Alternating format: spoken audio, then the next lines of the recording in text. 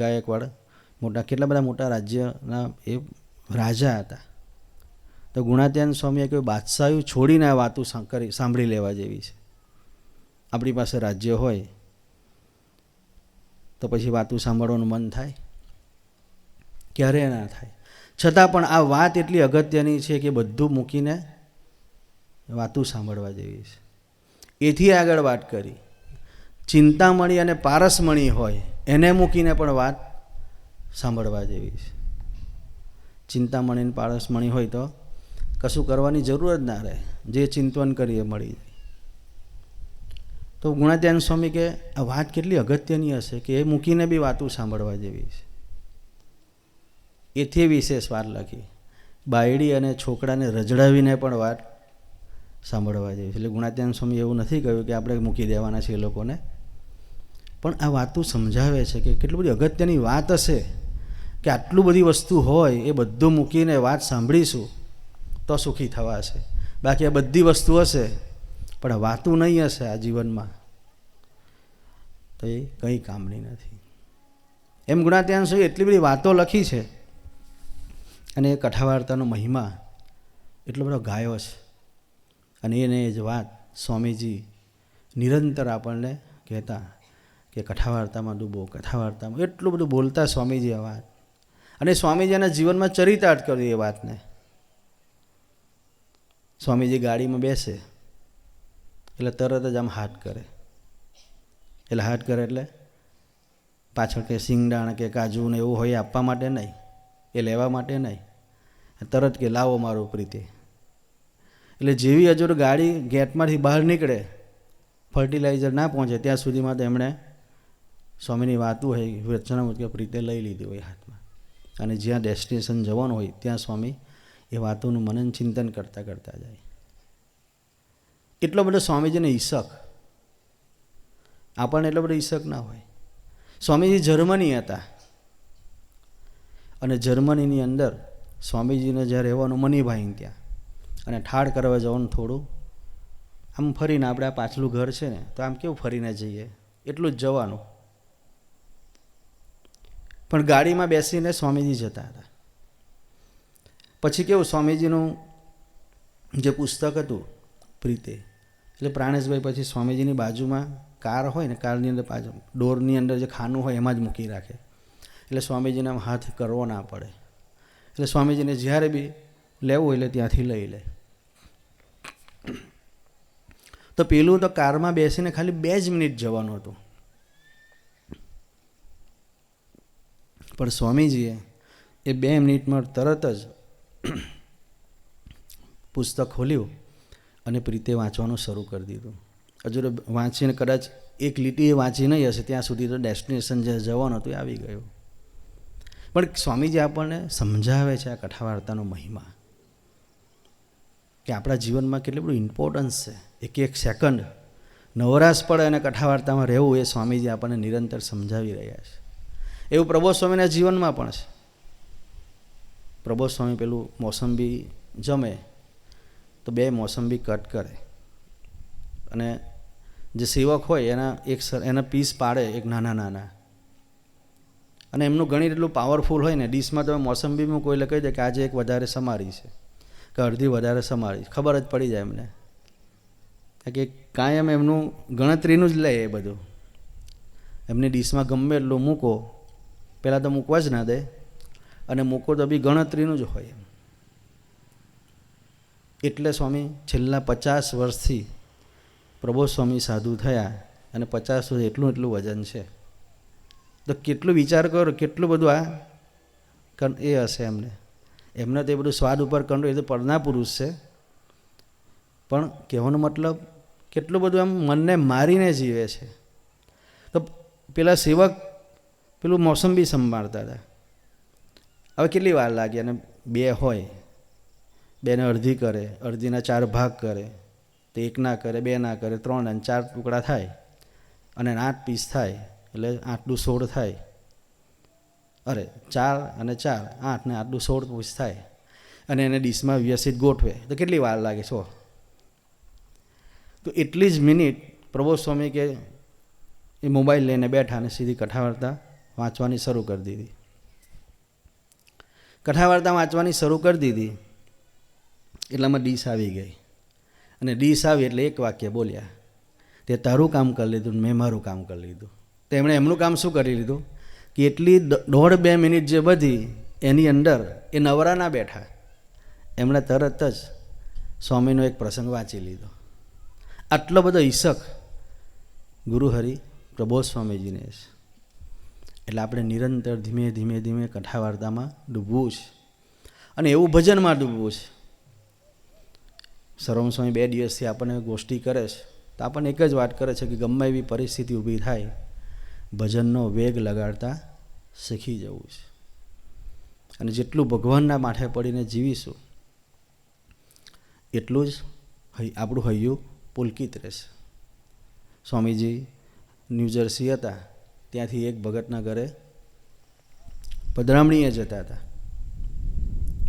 તો સ્વામીજી જતા હતા એટલે સ્વામીજીની આગળ 2 ગાડી ચાલતી હતી, એક શાંતુભાઈની અને બીજી ચંદ્રકાંતભાઈની. એ 2 કાર ચાલતી એટલે સ્વામીજીની ગાડી રજનીભાઈ ચલાવતા હતા. એ પૂછ્યું કે આગળ કોની ગાડી જાય છે? એટલે રજનીભાઈએ કહ્યું કે સ્વામી સંતુભાઈ અને ચંદ્રકાંતભાઈ યુવકોને લઈને આગળ જાય છે. એટલે તરત સ્વામીજીએ કહ્યું કે બસ તો આપણી ગાડી આગળ ના લેતા, આપણી ગાડી પાછળ રાખજો, અને પાછળ રહેવામાં જ માલ છે સ્વામી કે. અને પછી સ્વામીજી બોલ્યા, સ્વામી કે આ સત્સંગમાં સુખી રહેવું હોય તો નાના થઈને રહેવાનું અને ભગવાનને માથે પડીને જીવવાનું, તો આ સત્સંગમાં સુખી રહેવાય. એમ નિરંતર સ્વામીજી આપણને નાની નાની વાતમાં પણ ભગવાનના માથે પડીને જીવવાની વાત કરે છે. એમ નિરંતર આપણે આ વાત શીખવી છે. સર્વમંગલ સ્વામી 2 દિવસથી આપણને એ જ વાત સમજાવતા હતા કે હરેક પરિસ્થિતિ આપણા જીવનમાં ઊભી થાય તો ભગવાનનું બળ લેવું છે. ભગવાનનું બળ એટલે ભજન. અને જેમ જેમ ભજન કરતા જઈશું એમ એમ અંતઃકરણ પણ શુદ્ધ થતું જશે. એટલે આપણા જીવનની અંદર સેવા, કથા વાર્તા અને ભજન 3 વસ્તુ જોઈએ. એ 3 વસ્તુ હશે તો એ સત્સંગનું સુખ છે ને એ આપણને ખરેખર રિયલ સેન્સમાં આવશે. કઈ રીતે ભગવાન સાથેનો સંબંધ કરવો એ એનાથી ખ્યાલ આવે છે, બાકી ખબર નહીં પડે. અને જો સાચી કથા વાર્તા કે ભજનમાં ના ડૂબ્યા હોઈશું તો એ સેવા કરતાં આપણને વ્યવસ્થિત આવડે નહીં. સેવા પછી કર્યા કરીએ. આ તરુણભાઈને મંડળ હતું, કેટલી બધી સેવા કરતા. એ વાડી મંડળ રસોડાની સેવામાં હોય, સ્વામી રાત દિવસ સેવા કરે, અને સમય હોય તો એ લોકોની પરિસ્થિતિ જોવા જેવી હોય. સુવાનું એ લોકોના જીવનમાં આવે જ નહીં, સેવા સેવા ને સેવા. તે એક દિવસ પૂનમ હતી અને પૂનમની સેવામાં કાયમ હોય એટલે પૂનમની સેવા પૂરી થઈ 4-5 વાગે. તો સ્વામીજી હતા એટલે સ્વામીજીના દર્શન કરવા આવ્યા એ લોકો. સ્વામીજીના દર્શન કરવા આવે એટલે સ્વામીજીએ પૂછ્યું, શું કરો છો? તો કે બસ સ્વામી આજે પૂનમ હતી એટલે પૂનમની સેવા પૂરી થઈ, ઘરે જઈએ છીએ એટલે આપના દર્શન કરવા આવ્યા છે. એટલે તરત જ સ્વામીજીએ વાત કરી, સ્વામી કે તમે સેવા કરો છો બહુ સારી વાત છે. બીજી વાત કરી, સ્વામી કે તમે દેહને ઘસી નાખો એવી સેવા કરો છો એ પણ સારી વાત છે, પણ હવે સેવા આપણે ભજન કરતાં કરવી છે. ભજન કરતાં કરતાં સેવા કરવી છે. અને પછી સ્વામીજીએ વાત કે ભજન કરતાં કરતાં સેવા કરીશું એનું ફળ શું? અને કહ્યું સ્વામીજીએ કે ભજન કરતાં કરતાં સેવા કરીશું તો સ્વામી કે એનું ફળ એ કે ઘરે જશો ને તો ઘરના પાત્રો પાસે દાસત્વથી જીવાશે.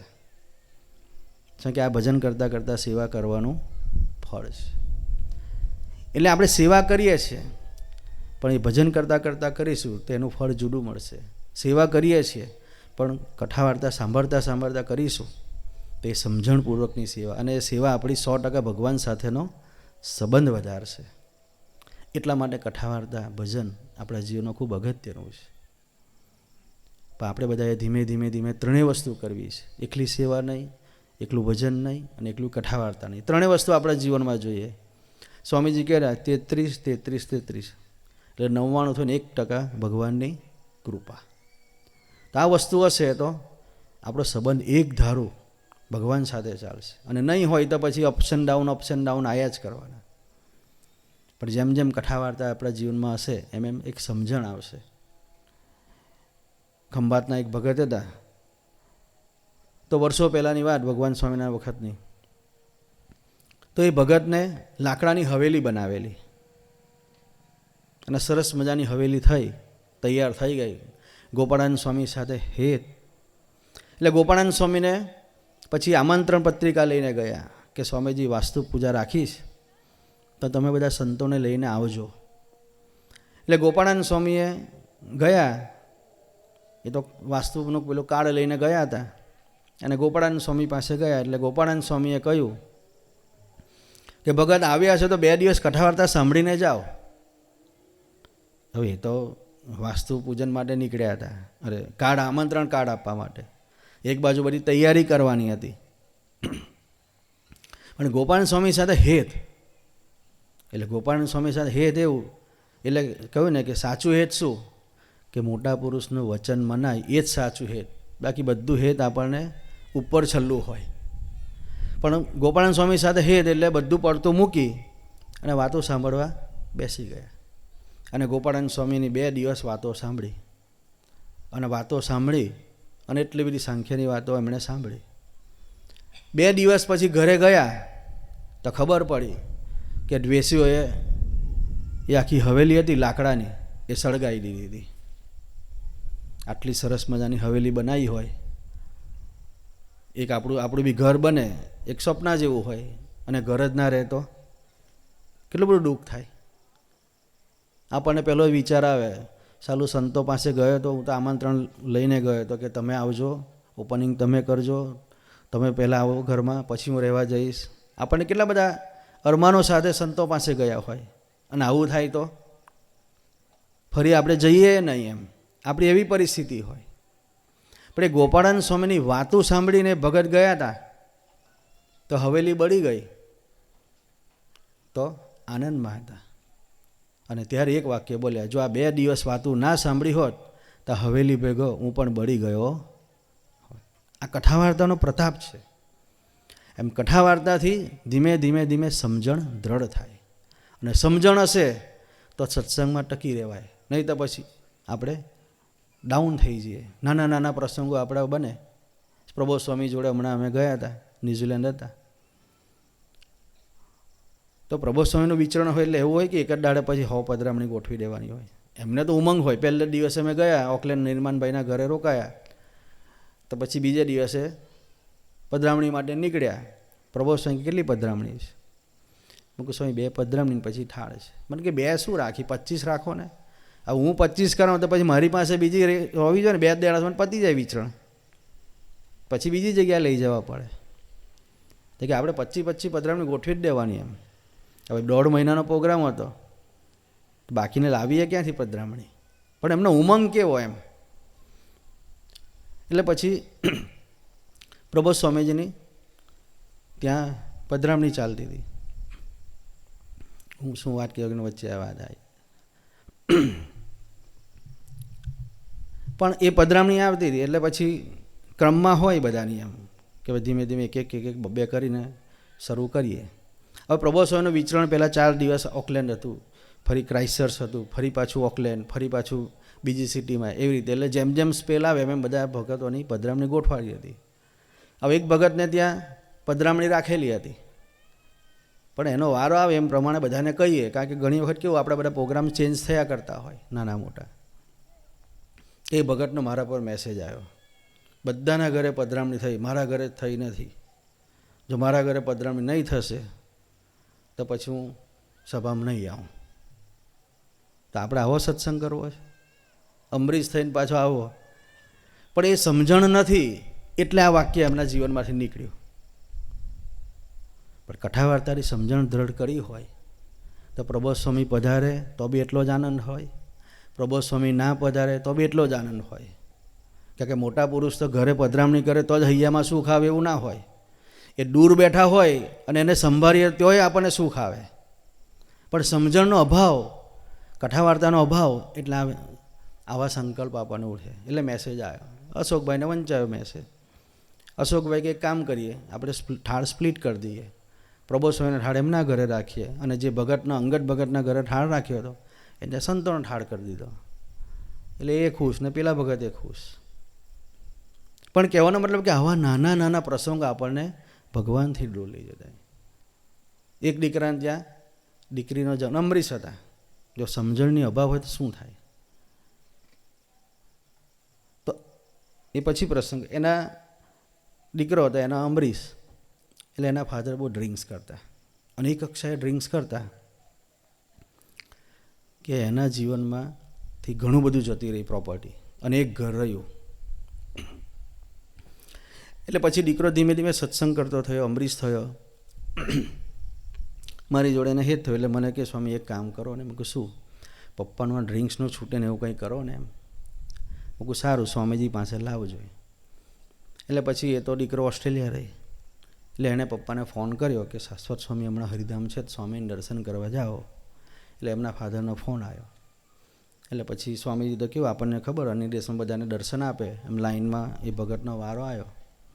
એટલે સ્વામીજીને વાત કરી. એટલે સ્વામીજીને મેં કાનમાં કહ્યું, મૂકું આપણે અમરીશ ભગત છે, એમના ફાધર છે, પણ ડ્રિંક્સ બહુ કરે છે. તો સ્વામીએ મને કાનમાં કહ્યું, મને કે લઈને જ આવ્યા છે એમ કે. સ્વામી જ આવું મને કહ્યું, મને કે લઈને જ આવ્યા છે. કારણ કે સ્વામી કે બોલે છે ને સ્મેલ આવે છે એમ કે. એટલે પછી સ્વામીજીને વાત કરી. મૂકું સ્વામી દીકરો પ્રાર્થના કરે છે કે ડ્રિંક્સ છૂટી જાય હોય. સ્વામી કે 2 વસ્તુ રાખશો ભગત? તો કે હા, સભા ભરજો અને ભજન કરજો.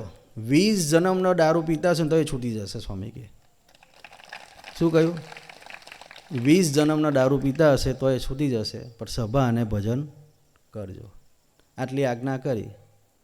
આશીર્વાદ તો સ્વામી મળી ગયા, પણ પછીનું જે વાક્ય હોય ને એ પાડવું પડે. ચરી આપી એ તો કરવી પડે કે ના કરવી પડે?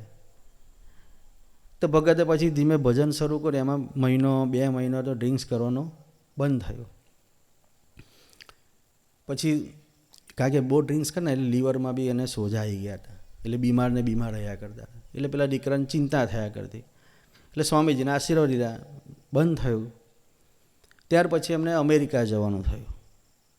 હવે અમેરિકા ગયા એટલે સત્સંગનો છૂટી ગયો. કારણ કે માંજલપુર રહેતા એટલે માંજલપુર પછી સભામાં ને એમાં જતા. હવે ત્યાં ગયા એટલે સત્સંગ યોગ છૂટી ગયો. અને જેના ઘરે જતા એમના જે રિલેટિવ એ બધા જ લે. એટલે ધીમે ધીમે પાછું શરૂ થઈ ગયું. અને પાછું ત્યાં શરૂ થઈ ગયું ને અમેરિકામાં ને કેવું બધું ફ્રીડમ જ. અને બીમાર પડ્યા અને મહારાજ ધામમાં લઈ લીધા. તો ધામમાં લઈ લીધા તો પેલા દીકરાને એટલો બધો શોખ લાગી ગયો, સ્વામીએ મારા પપ્પાની રક્ષા જ કેમ ના કરી.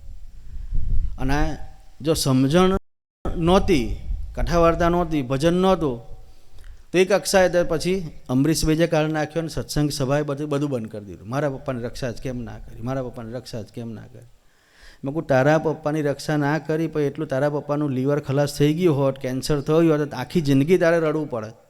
ખાટલામાં રહેતા હોત તો શું કરત? પણ માને જ નહીં ને, રક્ષા જ કેમ ના કરી.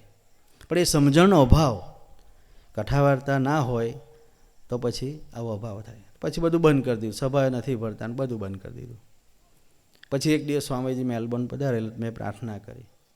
તો આ વાતને 1.5 વર્ષ નીકળી ગયું. મેં કહ્યું સ્વામીજી આવી એક પ્રસંગ બન્યો છે. આપણને એમ કે સ્વામી ભૂલી જતા હશે.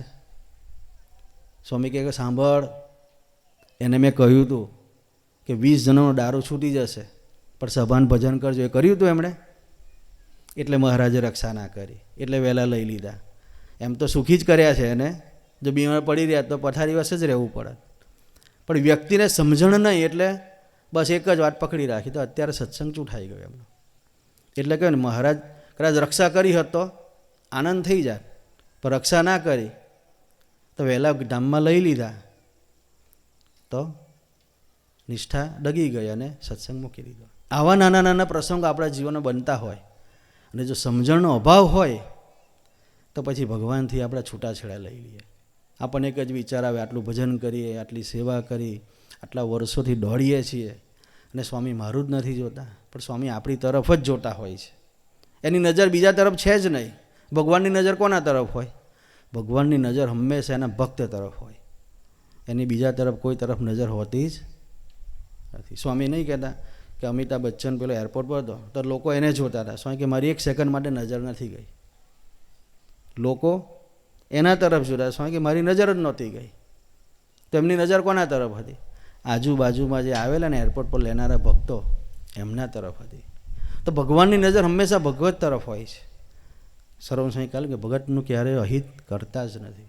એટલે પ્રબોધ સ્વામી એક વસ્તુ કાયમ કે, પ્રબોધ સ્વામી કે ભલે કાંઈ ના થાય તો ચિંતા નહીં કરવાની, પણ એક વસ્તુ જીવમાં જડબે સલાક ફિટ કરી દેવાની કે ભગવાન મારું ક્યારે અહિત કરે જ નહીં. આટલી વાત તો વિશ્વાસ રાખવાનો ને રાખવાનો છે. ભગવાન ક્યારે આપણું હિત કરતા નથી. પણ જેમ જેમ નિષ્ઠા દ્રઢ થાય ત્યારે વાત જીવમાં મનાય, અને નિષ્ઠા કથા વાર્તા અને ભજનથી દ્રઢ થાય, સંતોના સમાગમથી દ્રઢ થાય. એટલે આપણે બધાએ ધીમે ધીમે હવે એ સમજણ તરફ. ત્રીજી બાજુ સ્વામી કહે સત્સંગ સમાજમાં ઉપેક્ષા થાય એટલે આપણું માન ગવાય. અને સ્વામી કે ચોથી બાજુ ભગવાને તમારી બાજુ જુએ નહીં તો કયો આધાર રહે આપણો? અને બધી જ વસ્તુ સ્વામી કે ક્લોઝ થઈ જાય આપણા જીવનમાં, છતાંય આનંદ ના જાય, એનું નામ સ્વામી કે નિષ્ઠા કહેવાય. અને આવી નિષ્ઠામાં એને લઈ જવાનો સ્વામીજીનો સંકલ્પ છે. સંકલ્પ તો મહારાજે કર્યો કે મારે આવા નિષ્ઠાવાન બનાવવા છે, પછી સંકલ્પમાં ભળવું કોને પડે? આપણે ગળે. એટલે હમણાં પ્રબોધ સ્વામીજીના 22મી તારીખે દર્શન થયા હતા વિડીયો કોલિંગ પર. અમારો દીક્ષા દિન હતો. તો પ્રબોધ સ્વામીજીએ વાત કરી, 2 પ્રસંગ કયા. એ પ્રસંગ કહીને આપણે પછી સેવા પૂરી કરીએ. એટલે પ્રબોધ સ્વામીને પ્રાર્થના કરી કે પ્રબોધ સ્વામીજી આજે દીક્ષા દિન છે, અને દીક્ષા દિનના દિવસે સ્વામીજીએ ગોષ્ઠી કરીને, ગોષ્ઠીનું પહેલું જ વાક્ય હતું કે ભગવાનનો સંબંધ જોવો એના જેવું કોઈ પુણ્ય નથી, અને ભગતનો અભાવ લેવો એના જેવો કોઈ પાપ નથી. શું કે આ વાત જીવનમાં કૂટી રાખજો તમે. આવું જ્યારે અમે દીક્ષા લીધી ત્યારે પહેલું વાક્ય સ્વામીજીએ વાત કરી. એટલે પ્રબોધ સ્વામીજીને પ્રાર્થના કરી કે નિરંતર અમે સંબંધ જોતા શીખીએ, પણ કોઈના અભાવ અવગુણમાં પડીએ નહીં એવી કૃપા વરસાવજો. પછી બધા સંતોએ અલગ અલગ બધાએ પ્રાર્થના કરી. ત્યારે પ્રબોધ સ્વામીજી એક જ વાત કરી. પ્રબોધ સ્વામી કે આપણે એક જ વસ્તુ કરવાની, અરસપરસ એકબીજાનો મહિમા સમજીને સેવા કરતા શીખી જવાનું. મહારાજ બધું સરસ કરશે. ત્યાર પછી પ્રબોધ સ્વામીએ પ્રસંગ કહ્યો, 2 પ્રસંગ કહ્યા નાના નાના. પ્રબોધ સ્વામી કે સ્વામીજી અમેરિકા પધારેલા, અને આપણા ભૂષણ સ્વામી છે એના મામા કે કાકા રમેશ મામાના ઘરે આવેલા. અને રમેશ મામાને સ્વામીજીએ વાત કરેલી કે મામા ચિંતા ના કરતા, મારીને બી દાસના દાસ બનાવી છે એટલું યાદ રાખજો. કેવો સંકલ્પ એમનો. એટલે પ્રબોધ સ્વામીએ કહ્યું કે સ્વામીજીએ સંકલ્પ કરી નાખ્યો દાસના દાસ બનાવવાનો, પણ એ સંકલ્પમાં આપણે ભળવું પડશે ને. એટલે આપણે બધાએ દાસના દાસ થવાના સંકલ્પ તરફની યાત્રા કરવાની છે. અને બીજો પ્રસંગ કયો કે જીવુબાના ઘરે સ્વામીજી પધારેલા, અને જીવુબાને કહ્યું કે 1 સેકન્ડ માટે બી નેગેટિવિટીમાં વિચાર પડવાનું નથી. આપણે 1 સેકન્ડ માટે પણ ભક્તોની નેગેટિવિટીમાં પડવાનું નથી. જીવુબા કે સ્વામી કે આ ડાયરી વાંચતો તો એ 2 પ્રસંગ યાદ આવે એટલે મેં તમને કહ્યા. પણ એમને તો યાદ જ હોય બધું.